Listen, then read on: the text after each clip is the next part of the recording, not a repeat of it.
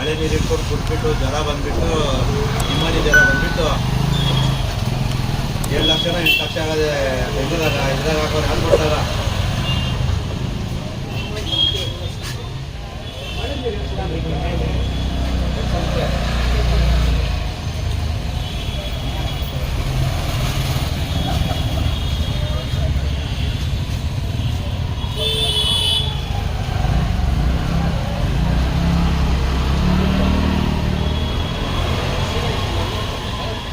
ಶರತ್ ಮೇಲೆ ಟ್ಯಾಕ್ಟ್ರಿ ತಗೊಂಡು ಬಂದೆ. ಇದು ನಾನು ಹೋಗಲ್ಲ. ಆಫೀಸ್ ಸ್ಟಾಫ್ ಇಂದ ಇದ್ದಾರಲ್ಲ ಎಲ್ಲರೂ ಅವರು ಬರ್ತಾರೆ. ಬರ್ರಿ, ಯಾಕಲ್ಲಿ ಇರ್ತೀರಿ ನೀವು ಆಫೀಸರ್ಸ್ ಮುಂದೆ ಬರಬೇಕು. ಅವ್ರು ಮೀಡಿಯಾ ಅವ್ರು ಬಂದವ್ರು, ಅವ್ರಿಗೆ ನಾವು ರೆಸ್ಪೆಕ್ಟ್ ಕೊಡ್ಬೇಕಲ್ವಾ?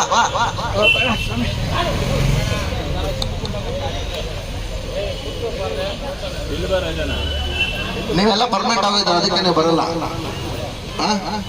ಲಕ್ಷ್ಮಮ್ಮ, ರಿಟೈರ್ಡ್ ಆಗ್ತಾ ಇದೀನಿ ನಂದು, ಸ್ವಲ್ಪ ದಿನದಲ್ಲಿ ಬರ್ಬೇಕಲ್ಲ ನೀವು.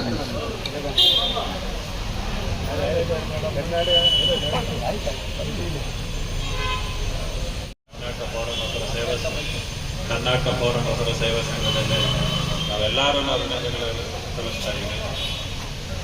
ಇವತ್ತು ನಾವು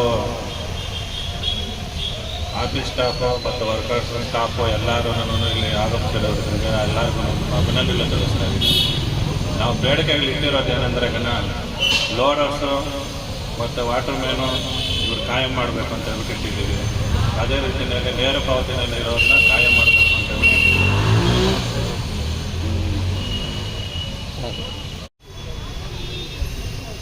ಪೌರ ಕಾರ್ಮಿಕರ ಹೋರಾಟಕ್ಕೆ, ಪೌರ ಕಾರ್ಮಿಕರ ಹೋರಾಟಕ್ಕೆ, ಪೌರ ಕಾರ್ಮಿಕರ ಹೋರಾಟಕ್ಕೆ, ಪೌರ ಕಾರ್ಮಿಕರ ಹೋರಾಟಕ್ಕೆ.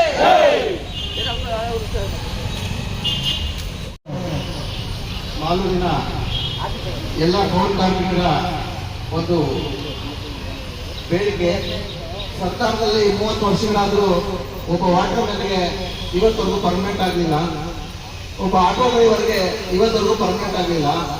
30 ವರ್ಷಗಳಿಂದ ಕಂಪ್ಯೂಟರ್ ಆಪರೇಟರ್ಸು ಕಷ್ಟಪಟ್ಟು ಬೆಳಗ್ಗೆ ಸಾಯಂಕಾಲ ರಾತ್ರಿವರೆಗೂ 9 ಗಂಟೆವರೆಗೂ ಬೃಹತ್ತಾದಂತಹ ಮಾಲೂರು ಬೆಳವಣಿಗೆ ಆಗ್ತಾ ಇದೆ. ಈಗ ಬಹಳಷ್ಟು ಕಷ್ಟ ಆಗ್ತಾ ಇದೆ. ಎಲ್ಲ ಬದುಕು, ಸಂಬಳ ಕಡಿಮೆ, ಕೆಲಸ ಜಾಸ್ತಿ, ರೇಟ್ಗಳು ಜಾಸ್ತಿ, ಬದುಕು ಕಷ್ಟ. ಬದುಕನ್ನು ಕಟ್ಕೊಳ್ತೀವ, ಬದುಕನ್ನ ಅಳಿವು ಉಳಿಯುವ ಅಂಶದಲ್ಲಿ ಸಂಬಳ ಕೂಡ ಸರಿಯಾಗಿ ತಗೊಳ್ಳಕ್ಕಾಗ್ತೀರ. ಪೌರ ಕಾರ್ಮಿಕರು ಬಹಳಷ್ಟು ಕಷ್ಟವನ್ನು ಅನುಭವಿಸ್ತಾ ಇದ್ದಾರೆ. ನಮ್ಮ ನಾಡು ಸರ್ಕಾರಗಳು ಅವರ ಬೆನ್ನೆಲುಬಾಗಿ ನಿಂತ್ಕೊಂಡು ಏನು ಬೆಳಗ್ಗೆಯಿಂದ ರಾತ್ರಿವರೆಗೂ 24 ಅವರ್ಸ್ ಕರೋನಾ ಬರಲಿ, ಸಾವು ಬರಲಿ, ನೋವು ಬರಲಿ, ನಾಯಿ ಸಾಯಲಿ, ಇಲಿ ಸಾಯಲಿ, ಒಂದು ಬೆಕ್ಕು ಸಾಯಲಿ, ಪ್ರತಿದಿನ ಒಂದು ಮನುಷ್ಯ ಮಾಡುವಂತ ಎಲ್ಲ ಕೆಲಸಗಳನ್ನ ಅವರು ಅದು ಒಂಥರ ನಾಯಿಗಿನ ಕಡೆಯಾಗಿ ಪೌರ ಕಾರ್ಮಿಕರನ್ನ ಸರ್ಕಾರಗಳು ನೋಡೋದು ಬಹಳಷ್ಟು ದುರಂತ ಅಂತ ಈ ಮೂಲಕ ನಾನು ಹೇಳಕ್ ಇಷ್ಟಪಡ್ತೇನೆ. ಪಾಪ ಊಟ ನೀರು ಏನು ಇಲ್ದಿರ ಮಾಲೂರನ್ನ ಸ್ವಚ್ಛ ಮಾಡುವಂತ ಅವರು, ಮಾಲೂರಿನ ಪ್ರತಿ ಮನೆಗೆ ಮೂಲಭೂತ ಸೌಕರ್ಯ ನೀರನ್ನ ಕೊಡುವಂತ ವಾಟರ್ ಮ್ಯಾನ್ಗಳು ಬೆಳಗ್ಗೆಯಿಂದ ರಾತ್ರಿ 12 ಗಂಟೆ 1 ಗಂಟೆ ಕರೆಂಟ್ ಹೋದ್ರು ಹೋಗ್ದಿರ ಇದ್ರು ನಿದ್ದೆ ಮಾಡ್ದಿರ ಹೆಂಡತಿ ಮಕ್ಕಳನ್ನ ಬಿಟ್ಟು ಜನಗಳನ್ನ ಸಾಕುವಂತದ್ದು, ಜನಗಳ ಬದುಕಿಗೆ ಆಸರೆ ಆಗುವಂತ ಪೌರ ಕಾರ್ಮಿಕರನ್ನ ಬೀದಿನಲ್ಲಿ ನಿಲ್ಲಿಸಿ ಈ ರೀತಿ ಅವಮಾನ ಮಾಡೋದು ಸರ್ಕಾರಗಳಿಗೆ ಒಳ್ಳೇದಲ್ಲ. ಈ ಒಂದು ವಿಚಾರವಾಗಿ ಶಾಸಕರ ಹತ್ರ ಕೂಡ ನಿನ್ನೆ ಮಾತಾಡಿದ್ರು, ಬರ್ತೀನಿ ಅಂತ ಹೇಳಿದ್ರು, ಬರೋಕ್ಕಾಗ್ಲಿಲ್ಲ, ಏನೋ ಅನ್ಯತಾ ಕೆಲಸ ಇದೆ ಅಂತ ಹೇಳಿದ್ರು. ಏನೇ ಇರಲಿ, ಪೌರ ಕಾರ್ಮಿಕರ ಜೊತೆಯಲ್ಲಿ 27 ವಾರ್ಡ್ ಎಲ್ಲ ಸದಸ್ಯರು ಕೂಡ ಇರಬೇಕು ಅಂತ ಕೂಡ ನಾನು ಹೇಳಕ್ ಇಷ್ಟಪಡ್ತೇನೆ. ಎಲ್ಲರ ವಾರ್ಡ್ ಅಲ್ಲಿ ಸ್ವಚ್ಛ ಮಾಡೋದವರು, ಅವರು ಇಲ್ದಿರೋವಾಗ್ಲಿ ಮಾಲೂರು ನಗರವನ್ನ ಸ್ವಚ್ಛವಾಗಿಡೋದು, ಮೂಲಭೂತ ಸೌಕರ್ಯಗಳನ್ನ ಕಲ್ಪಿಸೋದು ಪೌರ ಕಾರ್ಮಿಕರು.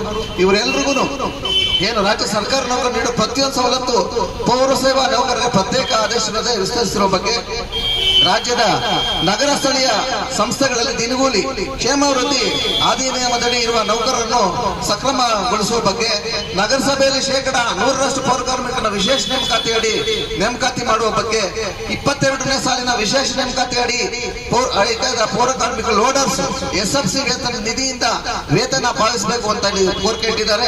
ನಗರ ಸ್ಥಳೀಯ ಸಂಸ್ಥೆಗಳಲ್ಲಿ ಕಾರ್ಯನಿರ್ವಹಿಸುತ್ತಿರುವ ನೀರು ಸರಬರಾಜು ನೌಕರರನ್ನು ಅಂದ್ರೆ ವಾಟರ್ ಮ್ಯಾನ್ಗಳನ್ನ ವಿಶೇಷ ನೇಮಕಾತಿಯಡಿ ಪರಿಗಣಿಸಿ ಅವ್ರನ್ನ ಪರ್ಮನೆಂಟ್ ಮಾಡಬೇಕು.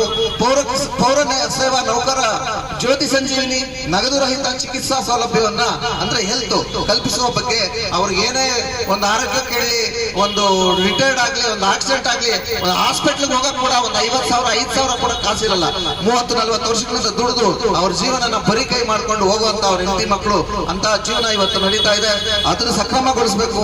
IT ಸಿಬ್ಬಂದಿ, ಅಕೌಂಟೆಂಟು, ಕಂಪ್ಯೂಟರ್ ಸೆಕ್ಷನ್ ಆಪರೇಟರ್, ವಾಹನ ಚಾಲಕ, ಸ್ಯಾನಿಟೈಸರ್ ಸೂಪರ್ವೈಸರ್ ಹಾಗೂ ಇತರೆ ವೃಂದ ನೌಕರರನ್ನು ಪೌರಸೇವಾ ನೌಕರರು ಎಂದು ಪರಿಗಣಿಸಿ ಅವರನ್ನ ಪರ್ಮನೆಂಟ್ ಮಾಡಬೇಕು ಅಂತ ಹೇಳಿ ಸರ್ಕಾರಕ್ಕೆ ಮನವಿ ಮಾಡ್ಕೊಳ್ತಾ ಇದ್ದಾರೆ. ಹೋರಾಟವನ್ನು ಕೂಡ ಮಾಡ್ತಾ ಇದ್ದಾರೆ. ಅನಿರ್ದಿಷ್ಟ ಕಾಲ ಹೋರಾಟ. ಇನ್ನೇನಾದ್ರೂ 2-3 ದಿನ ವಾರ್ಡ್ ಅಲ್ಲಿ ನೀರುಗಳು ಬಂದಿಲ್ಲ, ವಾರ್ಡ್ ಅಲ್ಲಿ ಕ್ಲೀನ್ ಆಗಿಲ್ಲ, ವಾರ್ಡ್ ಅಲ್ಲಿ ಕಸ ಎತ್ತಲಿಲ್ಲ ಅಂದ್ರೆ ಜನಗಳೇ ಆಮೇಲೆ ಉದ್ವೇಗಗೊಂಡು ಸರ್ಕಾರದ ವಿರುದ್ಧನೇ ಜನಗಳೇ ತಿರುಗಿ ಬೀಳುವಂತ ಪರಿಸ್ಥಿತಿ ಕೂಡ ಬರ್ತದೆ. ಪೌರ ಕಾರ್ಮಿಕರಿಗೆ ಶಕ್ತಿಯಾಗಿ ಎಲ್ಲ ಪುರಸಭಾ ಸದಸ್ಯರು ನಿಲ್ಲಬೇಕು, ಅವ್ರ ಬೆನ್ನೆಲುಬಾಗಿ ಅಂತ ಈ ಮೂಲಕ ನಾನಾದ್ರೂ ಕೂಡ ಅವರ ಆಶಯಗಳ ಶೀಘ್ರವಾಗಿ ಮಾನ್ಯ ಮುಖ್ಯಮಂತ್ರಿಗಳು ಈಡೇರಿಸಲಿ ಅಂತ ಬಯಸ್ತೇನೆ. ಹಾಗೂ ಅವರು ನಿರಂತರ ಹೋರಾಟದ ಜೊತೆಯಲ್ಲಿ ನಾನು ಸಹ ಅವ್ರ ಬೆನ್ನೆಲುಬಾಗಿ ನಿರಂತರವಾಗಿ ಇರ್ತೀನಿ ಅಂತ ಹೇಳ್ತಾ ನನ್ನ ಮಾತನ್ನ ಮುಗಿಸ್ತೇನೆ.